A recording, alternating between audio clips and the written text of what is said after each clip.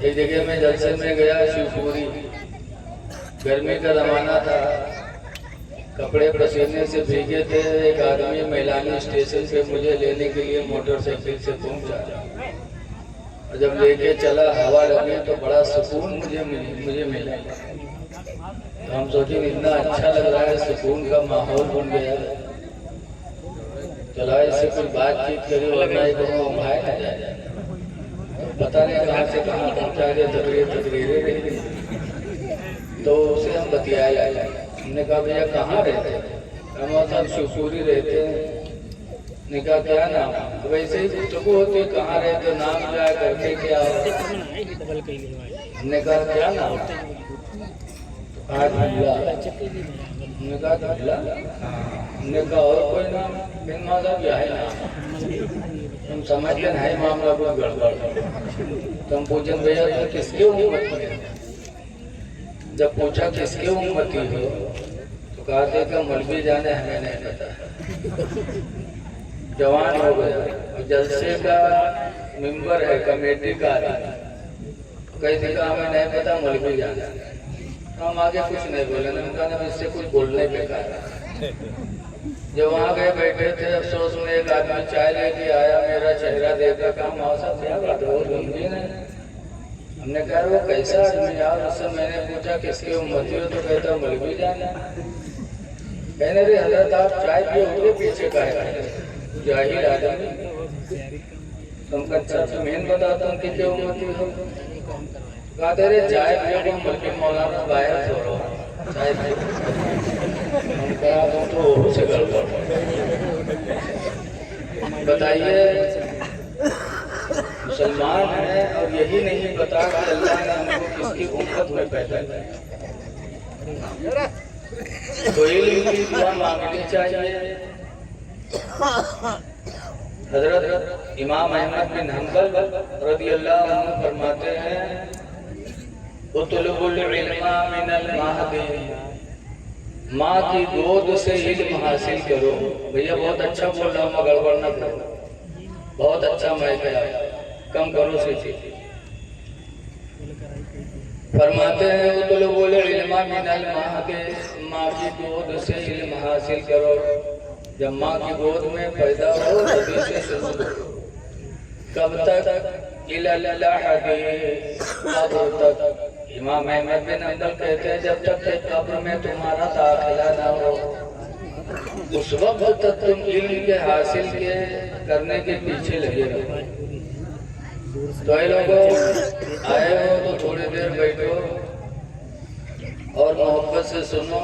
سونا روز ہے، روزانہ جلسے بڑی محنت کے بعد حضرت علامہ مولانا محمد ہاشم صاحب لائق تعریف ہیں کہ انہوں نے اتنی تعداد میں آپ لوگوں کو بلا کے جمع کیا،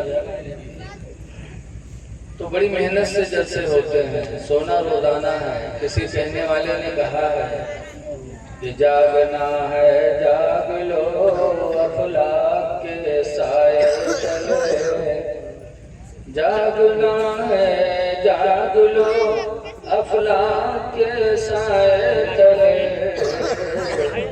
حشر تک سونا پڑے گا خاک کے سائے تلے۔ جاگنا جو آیت میں نے پڑھی ہے ہمیں بڑی خوشی حاصل ہوئی ابھی جب ہمارے ناظم صاحب قبلہ نے اعلان کیا، یہاں کے جناب پردھان حریث صاحب، انہوں نے نعت نبی پڑھنے والوں کو انعام دیا۔ یہ بھائی چارگی کی کھلی ہوئی ثبوت ہے، اور انسان ہو اور اس کے اندر انسانیت نہ ہو تو بیکار ہے۔ ہم ہندو مسلمان بعد میں ہیں، ہم سب پہلے حضرت آدم علیہ السلام کی اولاد ہیں۔ ہم میں بھائی چارگی ہونی چاہیے۔ ہمارے پیغمبر نے فرمایا حدیث پاک ہے، نبی ہریرہ قال قال رسول اللہ صلی اللہ علیہ وسلم، حضرت ابو ہریرہ روایت کرتے ہیں کہ اللہ کے رسول نے ارشاد فرمایا لا تحاسدوا ولا تباغضوا، اے لوگوں ایک دوسرے سے جلو نہ، ولا تباغضوا، اور ایک دوسرے سے بغض نہ رکھو، وَكُونُوا عِبَادَ اللَّهِ إِخْوَانًا، اور اے اللہ کے بندو آپس میں بھائی بھائی بن جاؤ۔ تو بھائی بھائی بن کے رہو۔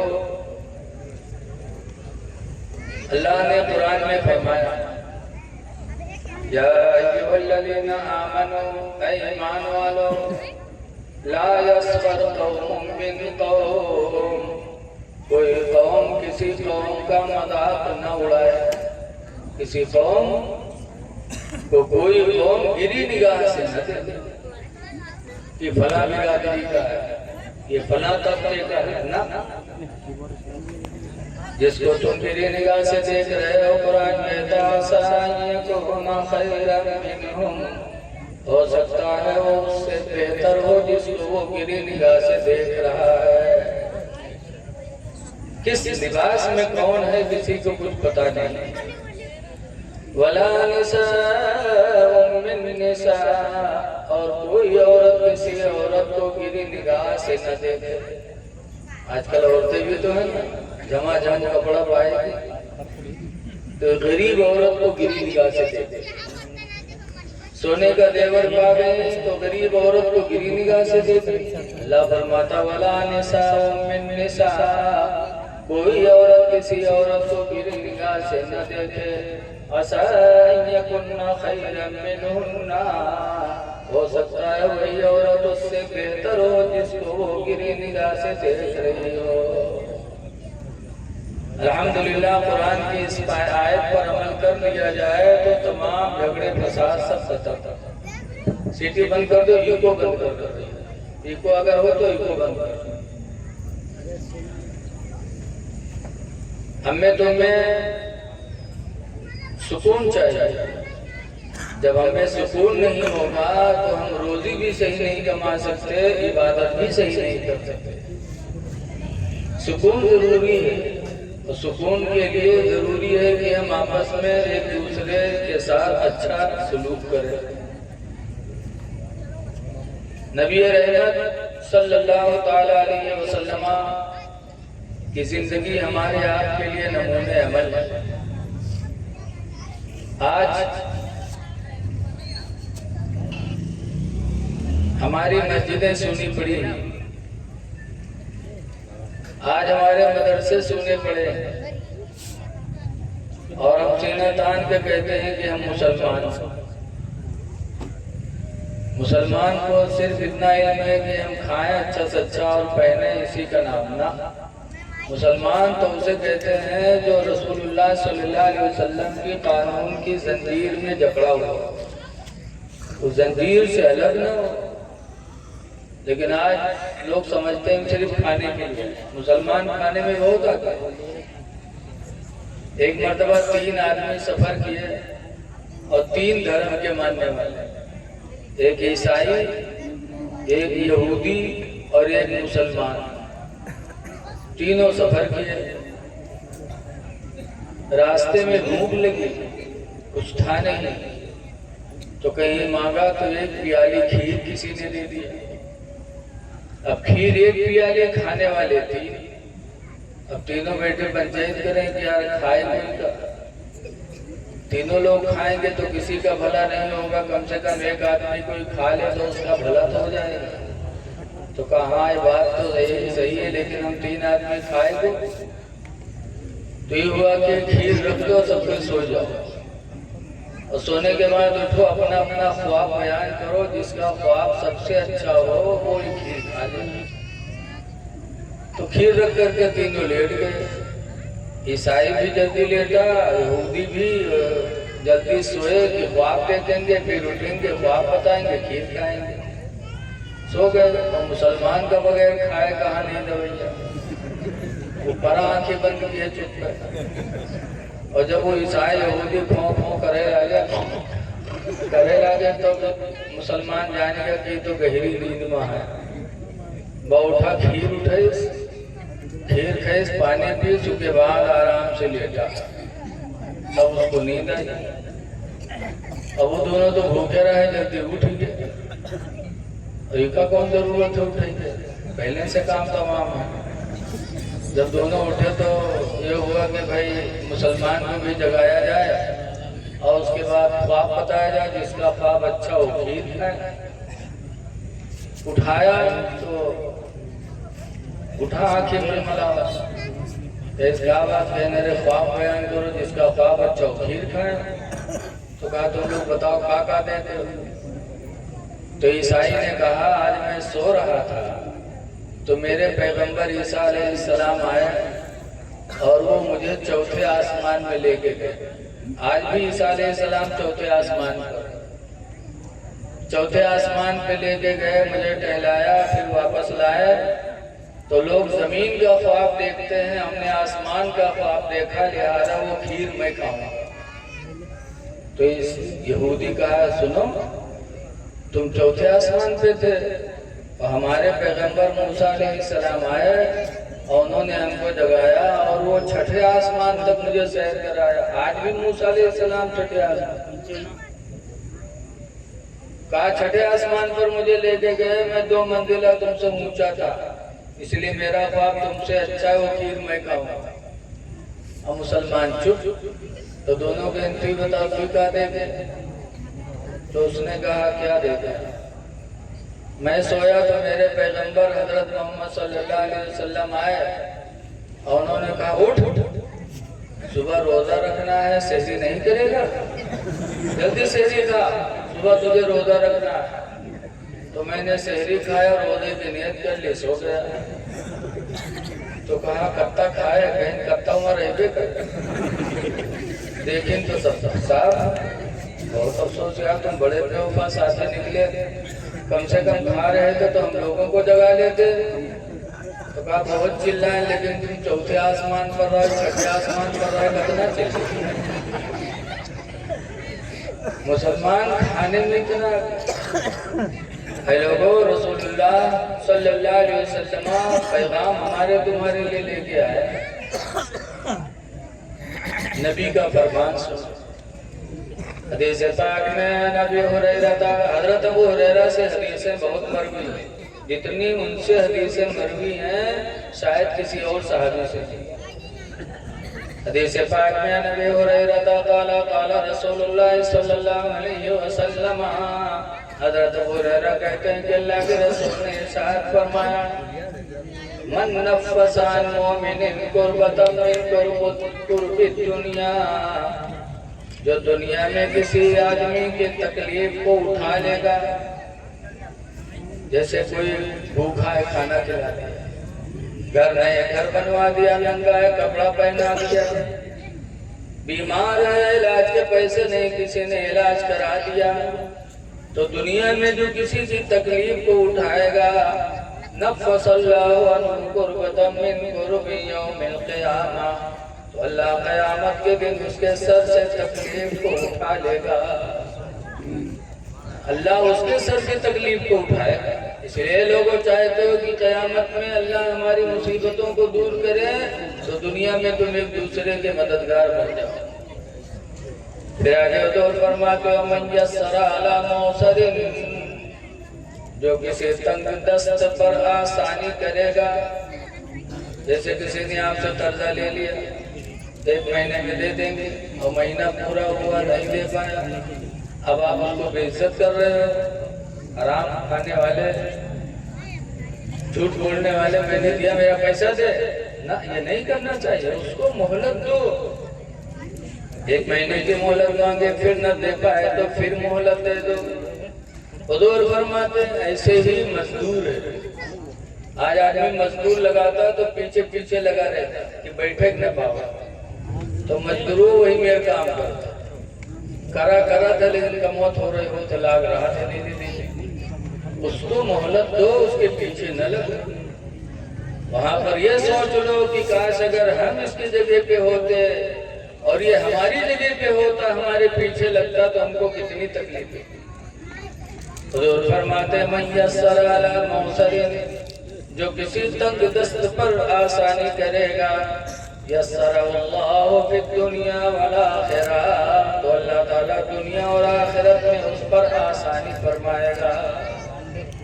اس لیے لوگوں تنگ دستوں کے ساتھ آسانی کرو، قرضدار سے کام بھی نہ لو کہ کہیں سود میں شمار نہ ہو جائے، قرضدار سے چھپرا بھی نہ اٹھواؤ، اگر موٹر سائیکل اسٹارٹ نہ ہو تو قرضدار سے دھکا بھی نہ لگواؤ، ہو سکتا ہے کہیں اللہ سود کھانے والوں میں نام نہ لے۔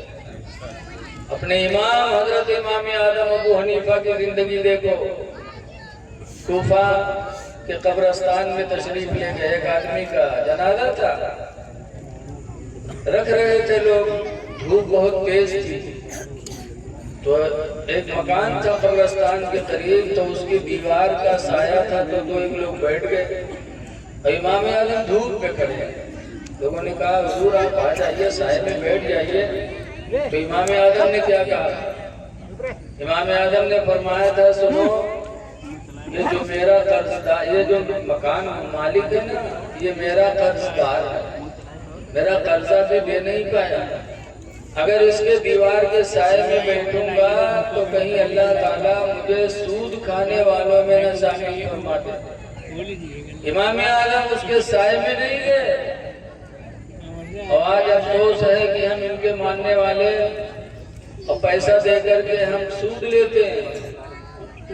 اے لوگوں، جس قرآن کو ہم پڑھتے ہیں اس قرآن میں اللہ نے فرمایا احل اللہ البیع وحرم الربا، اللہ تعالیٰ نے بیع کو یعنی تجارت کو حلال فرمایا اور سود کھانے کو حرام فرما دیا۔ آسانی کرو، تم دنیا میں کسی پر آسانی کرو کہ اللہ تعالیٰ آپ پر آسانی فرمائے۔ پھر تیسرے نمبر پر آگے حضور فرماتے ہیں من ستر مسلما سترہ اللہ فی الدنیا والآخرہ، جو دنیا میں کسی کے عیب کو چھپائے گا اللہ تعالیٰ اس کے عیب کو دنیا اور آخرت میں چھپائے گا۔ اگر چاہتے ہو کہ ہمارے عیب پر پردہ پڑے تو تم اپنے بھائیوں کے عیب پر پردہ ڈالو۔ تو آج ہم اپنے نبی کی زندگی کو بھول گئے، ہے افسوس، آج ہم نام کے مسلمان رہ گئے۔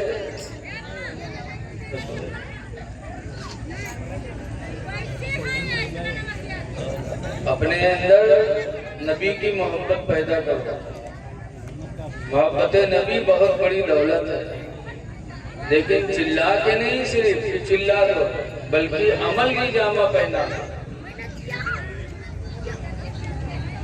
آج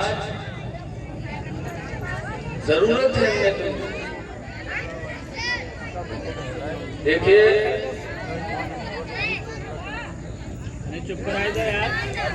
پیغمبر اسلام صلی اللہ علیہ وسلم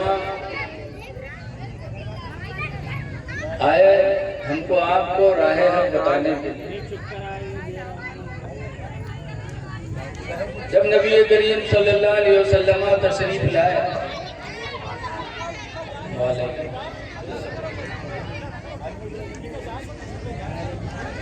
دیکھیے آپ لوگ بیٹھیے اور جو چلاتا اس کو چلانے دو، افراتفری نہ کریے، اٹھک بیٹھک کرو گے تو بات بن نہیں پائے گی۔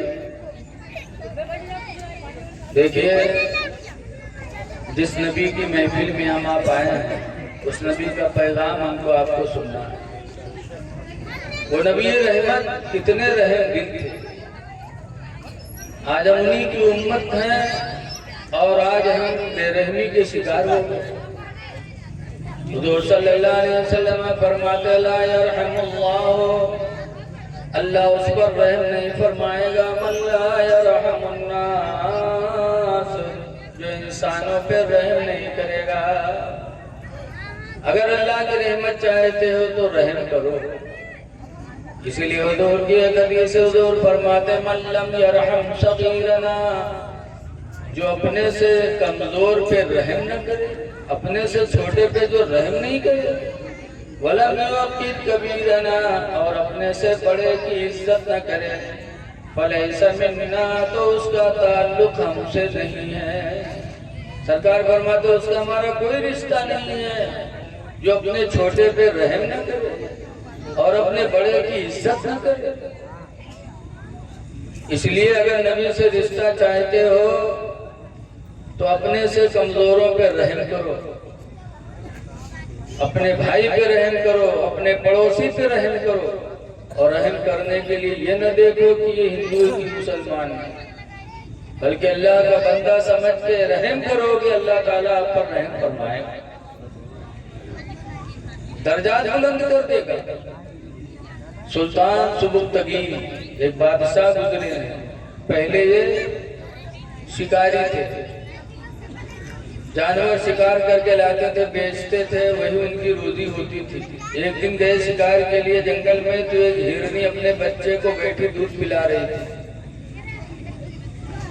سبکتگین تیر و کمان لے کے دوڑے، ہرنی اپنے بچے کو گود میں لے کے بھگی، اس کا پیچھا کیا، ہرنی بھاگ رہے تھے، سبکتگین پیچھے سے اس کا پیچھا کر رہے تھے، اتنے میں ہرنی کی گود سے بچہ چھوٹ گیا، لیکن ہرنی اپنی جان کے چکر میں بھاگ لی۔ سبکتگین نے سوچا چلو بچہ ہی صحیح ہے، ہرنی کے بچے کو اٹھایا، گھوڑے کے زین میں رکھا اور وہ گھر واپس چلے۔ کچھ دیر کے بعد پیچھے مڑے تو دیکھا کہ وہی ہرنی جو جان بچانے کے لیے بھگی تھی اب اپنی اولاد کی محبت میں دوڑ رہی ہے پیچھے پیچھے۔ سبکتگین نے دیکھا تو کہا دیکھو اب اس کو اپنی جان کی فکر نہیں ہے، اب اپنی اولاد کی فکر کر، یہ نہیں جانتی کہ ہمیں بھی شکار میں شامل کر لے گا، نہیں بلکہ اپنی اولاد کی محبت میں دوڑ رہی ہے۔ سبکتگین کو رحم آ گیا، سوچا کہ ایک جانور کو اولاد کی جدائی میں تڑپانا بہتر نہیں ہے، بچہ چھوڑ دیا، سوچا آج رات ہم بھوکے سو جائیں گے تو گوارا ہے، لیکن بے زبان جانور کو اولاد کی محبت میں تڑپانا بہتر نہیں، دے دیا۔ سبکتگین آئے، رات میں جب سوئے تو خواب میں اللہ کے رسول تشریف لائے، کہتے سبحان اللہ، حضور تشریف لائے اور فرماتے ہیں سبکتگین تم نے ایک بے زبان جانور پہ ترس کیا، رحم کھایا ہے، اللہ اس کی برکت سے تمہیں وقت کا شہنشاہ بنایا ہے۔ حضور نے پیشن گوئی دی، چند ہی دنوں میں قوم نے حضرت سبکتگین کو اپنا بادشاہ تسلیم کر دیا، اور تھے شکاری لیکن ہو گئے سلطان۔ پتہ چلا انسان جب کسی پر رحم کرتا ہے تو اللہ اس کے درجات کو بلند کر دیتا ہے، اس لیے رہتی دنیا میں رحم کر لو تاکہ اللہ کی رحمت کے مستحق ہو جاؤ۔ لیکن آج ہم لوگ دوسروں پہ رحم کرتے، اپنے ماں باپ پہ رحم نہیں کرتے، دوسروں کے ساتھ اچھا برتاؤ کریں گے، ماں باپ کے ساتھ نہیں کرتے۔ یاد رکھو آج ہم دعا کروانے کے لیے بریلی جاتے ہیں، مارہرا جاتے، کچوسا جاتے، اجمیر جاتے دعا مانگنے کے لیے، اللہ ان لوگوں کے وسیلے سے دعاؤں کو قبول کرتا ہے، لیکن یہ گارنٹی نہیں ہے کہ تمہاری دعا قبول ہی ہو جائے گی۔ اللہ کے رسول نے گارنٹی 3 لوگوں کے بارے میں لیا کہ 3 لوگوں کی دعائیں اللہ تعالیٰ رد نہیں کرتا، قبول فرما لیتا۔ وہ 3 کون ہیں؟ نمبر 1 پر ماں باپ، ماں باپ دعا کر دیں اولاد کے حق میں تو اللہ ماں باپ کی دعا کو کبھی رد نہیں کرتا، اس لیے لوگوں پہلے اپنے ماں باپ سے دعائیں کرواؤ، اور ماں باپ کی دعا تاریخ میں پڑھو۔ قرآن کے بعد سب سے بڑی کتاب ہے بخاری شریف، اس کے لکھنے والے کون ہیں؟ بخارا کے رہنے والے محمد بن اسماعیل، یہ اپنے ماں کے پیٹ سے نابینا پیدا ہوئے، اندھے تھے، لیکن حضور کی محبت تھی تو حضور کی حدیثوں کو یاد کرنے لگے، اور 1-2 نہیں، 1000-2000 نہیں، کئی لاکھ حدیثیں انہوں نے یاد کی۔ آج ہم آپ کے سامنے مولانا بڑے بیٹھے ہو، اگر 20 حدیث کہہ دو تو پسینہ آ جائے، سنا نہیں پائیں گے، اور انہوں نے کئی لاکھ حدیثیں یاد کی نابینا ہونے کے باوجود، اور کتنی محنت سے یاد کیا، ایسے غیروں سے بھی یاد نہیں کیا، بلکہ لکھا ہے کہ ایک مرتبہ بخارا سے چلے ایک حدیث کو سننے کے لیے، اور مہینوں کا سفر کیا، پتہ پا گئے کہ فلاں جگہ ایک آدمی ہے جسے حضور کی ایک حدیث یاد ہے، تو چل دیے بخارا سے، مہینوں چلتے رہے تب وہاں پہنچے۔ پوچھا فلاں کا مکان کون ہے، بتایا وہ، وہاں گئے، دروازہ کھٹکھٹایا، محمد بن اسماعیل نے، تو اندر جو آدمی نکلا روٹی کھا رہا تھا، ہاتھ میں روٹی اور منہ میں نوالا، چبلاتا ہوا آیا، دروازہ کھولا، سلام ہوا۔ امام بخاری کہتے ہیں، محمد بن اسماعیل کہتے ہیں کہ مجھے فلاں آدمی سے ملنا ہے جس کو حضور کی فلاں حدیث یاد ہے۔ کہاں وہ میں ہی ہوں۔ اتنے میں منہ کا نوالا ختم ہوا، پر روٹی پھر سے کاٹ لی، کاٹ کے کھانے لگا کھڑا کھڑا۔ امام بخاری کہتے ہیں مجھے فلاں سے ملنا ہے جسے حضور کی فلاں حدیث یاد ہے۔ کہاں وہ میں ہی ہوں۔ آپ ہی ہوں؟ کہاں؟ کہا میں بخارا سے چل کے آیا ہوں، لیکن میں بخارا واپس جا رہا ہوں، آپ جائیے، میں آپ سے حدیث سننا نہیں چاہتا۔ کہا کیوں؟ اتنا لمبا سفر بخارا سے آئے، 1 مہینہ چل کے، اور سنو گے نہیں؟ کہا نہیں، میں تمہارے منہ سے اپنے نبی کی حدیث سننا نہیں چاہتا۔ کہا کیوں؟ کہا جب نبی کریم کا حکم ہے کہ کھڑے ہو کر کھانا سنت کے خلاف ہے، میرے نبی نے کھڑے ہو کر کھانے سے منع کیا، تم کھڑے کھڑے روٹی کھاتے رہے، بات کرتے رہے، تو جب تمہارے دل میں نبی کی ایک سنت کا معاملہ نہیں ہے، تمہارے دل میں اہمیت نہیں ہے ایک سنت کی، تو مجھے تم پر بھروسہ بھی نہیں ہے کہ تم میرے نبی کی حدیث بھی صحیح سناؤ۔ جب تم میرے نبی کی سنت کا احترام نہیں کرتے تو مجھے بھروسہ نہیں کہ تم میرے نبی کی حدیث سے سناؤ گے۔ واپس چلے آئے اور اس کے منہ سے حدیث رسول نہیں سنا۔ 1 مہینہ گئے، 1 مہینہ پھر واپس آئے ایک حدیث کے لیے، لیکن بے عمل انسان کی زبان سے وہ حدیث سننا گوارا نہ کیا۔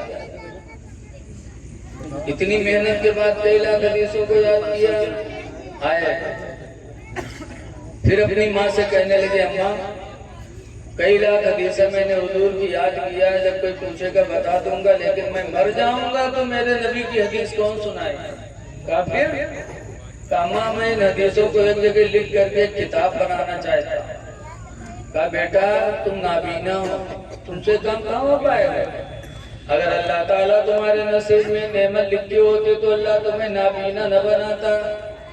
تب محمد بن اسماعیل کہتے ہیں، اے میری ماں، مجھے معلوم ہے کہ لکھنے کے لیے آنکھ میں روشنی چاہیے، اللہ نے مجھے اندھا بنایا، لیکن اے میری ماں مجھے یہ بھی معلوم ہے کہ تم میری ماں ہو، اگر تم نے دل سے دعا کر دی تو اللہ تعالیٰ تمہاری دعاؤں کے طفیل میری آنکھوں کی روشنی کو واپس فرما دے گا۔ اے میری ماں دعا کر دو کہ اللہ میرے آنکھوں میں روشنی دے دے۔ امام بخاری کی ماں کہتی بیٹا یہ بات ہے تو آج رات میں اپنے رب سے دعائیں کروں۔ رات ہوئی، ساری دنیا سو رہی ہے، محمد بن اسماعیل کی ماں اٹھی، وضو بنایا، 2 رکعت نماز پڑھی، اور نماز پڑھنے کے بعد دعا مانگی، یا اللہ تو خوب جانتا ہے کہ میرا بیٹا محمد بن اسماعیل تیرے نبی کی حدیثوں کا حافظ ہے، تیرے نبی کی حدیث کی کتاب لکھنا چاہتا، آنکھوں میں روشنی نہیں ہے، اللہ میرے ہاتھوں کی لاج رکھ لے اور میرے بیٹے کی آنکھوں میں روشنی واپس فرما دے۔ روایتوں میں لکھا ہے کہ ماں نے رات میں دعا مانگی اور صبح محمد بن اسماعیل اٹھے تو الحمدللہ دونوں آنکھوں میں بھرپور روشنی موجود تھی، اور ایسی روشنی کہ کعبہ کے حرم میں بیٹھ کر حدیث لکھنے لگے، دن میں سورج کے اجالے میں لکھتے، رات میں چاند کے اجالے میں لکھا کرتے تھے۔ آج وہ کتاب ہمیں تم میں پڑھائی جاتی ہے،